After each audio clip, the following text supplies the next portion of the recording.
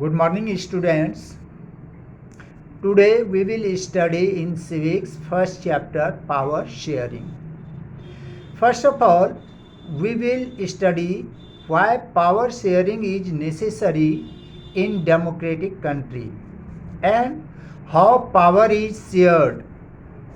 हम first chapter में देखेंगे कि डेमोक्रेसी में पावर शेयरिंग क्यों आवश्यक है और कैसे पावर को शेयर किया जाता है.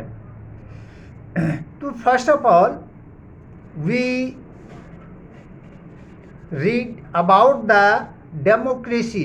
We studied about the democracy and in its definition, which was given by the Abraham Lincoln, the president of USA, that democracy is a form of government in which it is to the people, for the people and by the people. Abraham Lincoln ने democracy की definition में कहा है कि यह प्रजा के लिए और प्रजा के द्वारा शासन है. इट मीन्स प्रजा का कैसे है, क्योंकि पीपल इलेक्शन में वोट देते हैं और जो मैक्सिमम नंबर ऑफ सीट्स जिस पार्टी के आते हैं वही अपना जो है गवर्नमेंट फॉर्म करती है. प्रजा का हो गया. प्रजा के लिए जब गवर्नमेंट बनती है तो चूँकि पीपल द्वारा इलेक्टेड होती है, इसलिए उसकी नैतिक जिम्मेदारी होती है कि वह प्रजा के लिए शासन करे. और प्रजा के द्वारा, चूँकि पीपल के रिप्रेजेंटेटिव्स ही पीपल पर रूल करते हैं, इसीलिए प्रजा के द्वारा शासन कहा गया है. Democracy is formed by two Latin words, demos and kratia. जो डेमोक्रेसी है वह दो शब्द डेमोस और क्रेसिया से बना है. लैटिन वर्ड के डेमोस और क्रेसिया से बना है, जिसका अर्थ होता है रूल ऑफ द पीपल, यानी प्रजा का शासन. In this context we will study about the two countries. One is Belgium, that is in Europe, and the second is our neighboring country Sri Lanka, which is an island country. First of all, we will study about the Belgium. सबसे पहले हम Belgium के बारे में पढ़ेंगे. Belgium is a small country in Europe. As area wise it is smaller than Haryana state, and as population wise it is half the population of the Haryana. हम Belgium के बारे में पढ़ेंगे. अगर एरिया वाइज देखें तो यह हरियाणा से थोड़ा छोटा है, और पॉपुलेशन वाइज देखें तो यह पॉपुलेशन में जो है हरियाणा से लगभग हाफ है, यानी अबाउट 1 करोड़ पॉपुलेशन, 1 करोड़ के लगभग पॉपुलेशन है. It was surrounded by the main countries, European countries such as France, Netherlands, Germany and Luxembourg. इसके चारों ओर जो कंट्रीज हैं, बच्चे याद रखना, 1 नंबर के क्वेश्चन में आ जाता है. इसके चारों ओर जो कंट्री हैं, सीमाएं लगती हैं, वह फ्रांस है, नीदरलैंड है, जर्मनी है और लग्जमबर्ग है. तो यहाँ पर जो है काफ़ी एथनिक कॉम्प्लेक्स है. एथनिक कॉम्प्लेक्स क्या होता है? जातिगत भिन्नताएं. यह संस्कृति के आधार पर, धर्म के आधार पर या लैंग्वेज के आधार पर किसी भी प्रकार के ये कल्चरल जो डिफरेंसेस होते हैं, ये एथनिक जो है वेरिएशंस कहा जाता है. और हम देखेंगे कि बेल्जियम में काफ़ी कॉम्प्लेक्स था ये एथनिक वेरिएशंस जो है. First of all, we will study that 59% population was Dutch speaking, which lives in Flemish region. हम देखेंगे कि 59% जो वहाँ की बेल्जियम की पॉपुलेशन थी वो डच स्पीकिंग थी और वे फ्लेमिश रीजन में रहते थे. 40% was French speaking and 1% was German speaking, 59% Dutch speaking, 40% French speaking, and 1% German speaking.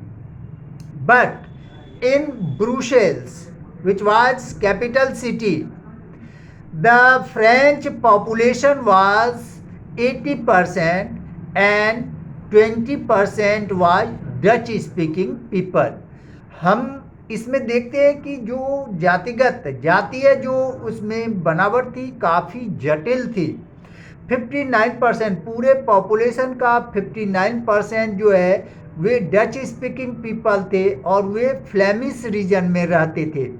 40% French speaking थे, वे बेलोनिया रीजन में रहते थे और 1% जर्मन स्पीकिंग थे।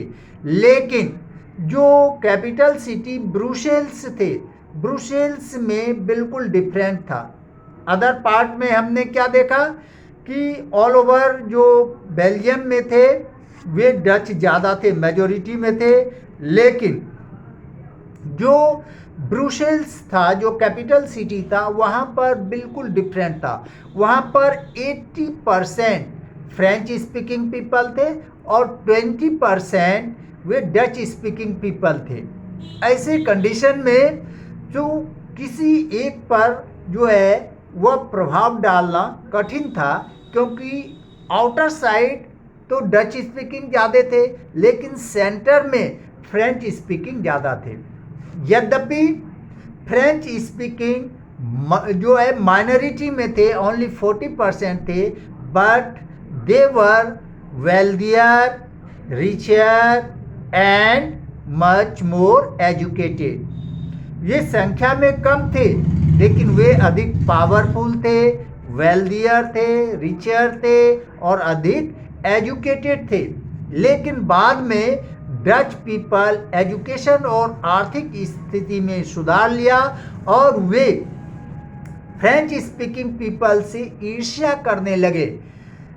धन समृद्धि में जो अधिक विकसित था फ्रेंच, उससे डच स्पीकिंग पीपल ईर्ष्या करने लगे और 1950 टू 1960 के बीच में हम देखेंगे कि दोनों के बीच में जो है एक तनावपूर्ण वातावरण रहा और वहाँ के राजनेता इसे अच्छी तरह से समझ रहे थे और किसी भी प्रकार किसी भी समय दोनों के बीच में जो है स्ट्रगल हो सकता था, कॉन्फ्लिक्ट हो सकता था।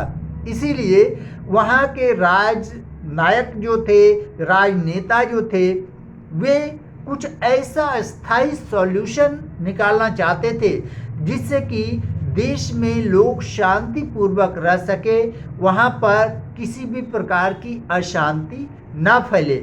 इसलिए 1970 से लेकर 1993 के बीच में वहाँ के संविधान में 4 बार अमेंडमेंट किया गया। वहाँ पर 4 बार जो है संविधान में परिवर्तन किया गया ताकि सभी वर्ग को समान अधिकार मिले, उनके बीच किसी भी प्रकार का मनमुटाव ना रहे और वे आपस में प्यार से रहे। इसके संबंध में जो है ये 4 बार जो अमेंडमेंट किया गया, जो 4 बार परिवर्तन किया गया संविधान में, वे क्या क्या थे। पहला था, it was provided in the constitution that number of Dutch and number of French speaking ministers shall be equal in central government. Some special laws require the support of majority of members from each linguistic group. This no longer single community was given the power to decide unilaterally. क्या किया, सबसे पहले कि यह निश्चित कर दिया गया कि सेंट्रल गवर्नमेंट में डच स्पीकिंग और फ्रेंच स्पीकिंग पीपल की मिनिस्टर्स इक्वल होंगे और यह परिवर्तन किया गया कि किसी भी लैंग्वेज के एक ग्रुप के लोग किसी भी प्रकार से कॉन्स्टिट्यूशन में परिवर्तन नहीं कर सकते हैं। यानी जो कुछ भी परिवर्तन होगा वे सभी वर्ग के आपसी समझौते से, आपसी सलाह से। Second, the state governments have not been made the subordinate to the central government। जो स्टेट गवर्नमेंट थी उसे सेंट्रल गवर्नमेंट के सबऑर्डिनेट के रूप में नहीं बनाया गया, बल्कि उसे सेपरेट राइट दिए गए कि वे अपना जो है डिसीजन पूरी तरह से ले सकते हैं। जैसे भारत में देखते हैं, भारत के जो स्टेट गवर्नमेंट हैं वे सेंट्रल गवर्नमेंट की सबऑर्डिनेट नहीं है, बल्कि स्टेट गवर्नमेंट को कॉन्स्टिट्यूशन के द्वारा पावर प्रोवाइड किया गया है, इसीलिए वे अपने इंडिपेंडेंटली वर्क कॉन्स्टिट्यूशन के अकॉर्डिंग कर सकते हैं। जो भारत में दिया है स्टेट गवर्नमेंट, सेम उसी प्रकार से स्टेट गवर्नमेंट को सबऑर्डिनेट नहीं बनाया गया सेंट्रल गवर्नमेंट का यहाँ पर बेल्जियम में। थर्ड था, there will be a separate government in capital Brussels. Brussels में एक जो है सेपरेट गवर्नमेंट का निर्माण किया गया और यह निश्चित किया गया कि वहाँ भी फ्रेंच स्पीकिंग और डच स्पीकिंग जो मिनिस्टर्स होंगे उनके नंबर जो है इक्वल होंगे।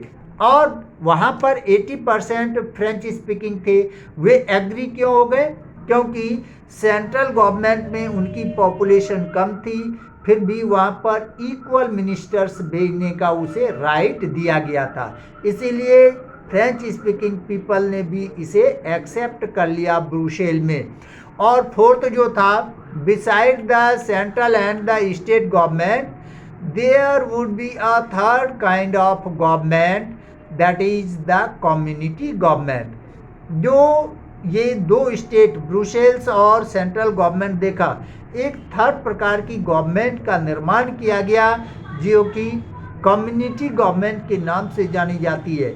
उसमें 3 कम्युनिटी जो डच, फ्रेंच और जर्मन स्पीकिंग पीपल थे, प्रत्येक जो स्पीकिंग पीपल प्रत्येक ग्रुप से इक्वल नंबर में रिप्रेजेंटेटिव्स को भेजा गया और यह निश्चित कर दिया गया कि तीनों ही ग्रुप के जो मेंबर्स होंगे, जो इसके मिनिस्टर्स होंगे, वे आपसी सहयोग से ही कोई परिवर्तन ला सकते हैं। अदरवाइज किसी प्रकार का चेंज जो है किसी एक वर्ग के द्वारा नहीं हो सकता है। यह कॉन्स्टिट्यूशन में जो है डिसाइड कर दिया गया ताकि कोई एक वर्ग जो है इसे चेंज नहीं कर सके।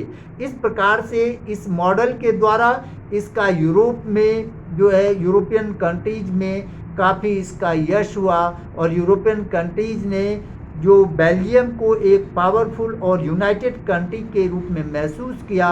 और जब भी यूरोपियन कंट्री एक यूनियन स्टेट का निर्माण करना चाहते थे तो उसमें अपना हेड क्वार्टर ब्रुसेल्स को ही बनाते थे। ब्रुसेल्स को अपना एक आइडियल जो है ये स्वरूप ऑफ गवर्नमेंट, एक फॉर्म ऑफ गवर्नमेंट के रूप में उन्होंने महसूस किया और उसी आधार पर, उसी बेस पर यूनियन गवर्नमेंट बनाने का निर्माण करने का प्रयास किया गया। इस प्रकार से जो बेल्जियम का है इसका आदर्श, इसका सम्मान पूरे यूरोपियन कंट्रीज में काफ़ी बड़ा और वहाँ पर कॉन्फ्लिक्ट होने से बच गया। Okay, thanks. कल हम श्रीलंका के बारे में स्टडी करेंगे।